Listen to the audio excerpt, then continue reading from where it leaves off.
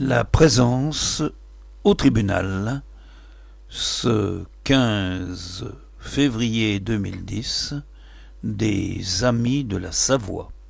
Face à vous, le tribunal de la France. Il a été enregistré, le tribunal de la Savoie. Il le demande. Et je demande un recours si vous jugez qu'il est illégal, et à ce moment-là, vous me refusez le recours. S'il y a... Et on va vous faire suivre le courrier. Voilà. D'accord. Mais vous avez tout en rapport. Voilà. Comme d'habitude. Vous avez des administrations qui reconnaissent que le traité qui prouve votre légitimité, c'est pas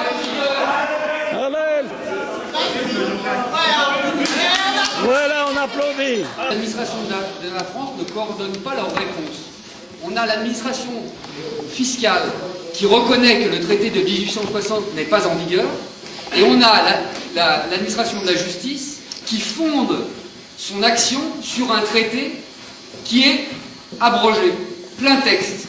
On a des juristes qui ne font pas de droit, et on a des administrations qui ne se coordonnent pas. Et à l'intérieur même des administrations, les différents fonctionnaires ne fournissent pas les mêmes réponses. À titre d'exemple, la perception d'Aix-les-Bains refuse d'enregistrer au nom de la Caisse des dépôts et consignations, quand d'autres perceptions refusent de le faire et légitiment, prétendument, leur refus par des textes. C'est-à-dire que des administrations à l'intérieur d'une même fonction publique ne prennent pas les mêmes positions, et les différentes administrations ne se coordonnent pas. On a un tribunal qui ne siège qu'en fonction de la légitimité du traité de 1860, et on a une administration fiscale qui reconnaît par écrit que le traité du 24 mars 1860 n'a pas été remis en vigueur.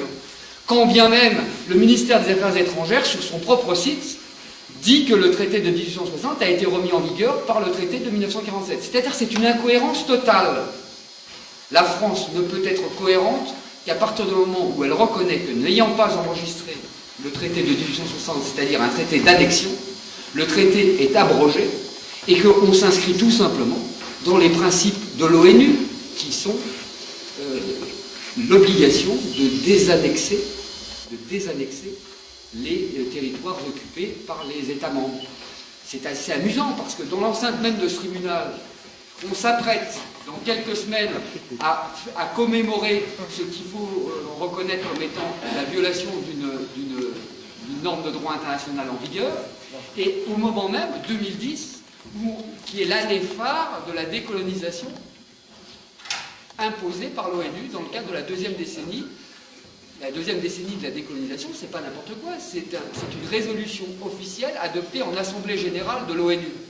C'est-à-dire que la France est incohérente entre ses différentes administrations, et surtout, elle se ridiculise au niveau du droit international, et on a des magistrats qui disent qu'ils mettent en délibéré, mais ils mettent en délibéré à condition d'avoir la légitimité de le faire. Et ils n'ont la légitimité de le faire que si la France a enregistré le traité d'annexion.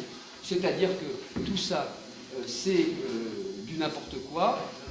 Je dirais que je vais faire un jeu de mots historique. C'est l'Amédée de Ionesco. C'est amusant parce que la Savoie est devenue un État souverain grâce à Amédée VIII. Alors l'Amédée de Ionesco, qu'est-ce que c'est? C'est un mort dont le cadavre ne cesse de grandir à telle enseigne qu'on ne sait plus comment s'en débarrasser. Et faites alors, du bruit, monsieur, en passant. Marchez doucement. Alors, oui, quand la France va-t-elle enfin reconnaître que le traité d'annexion de 1860 est mort et qu'on ne peut pas fêter un mort? Alors la France, elle se comporte comme un rhinocéros.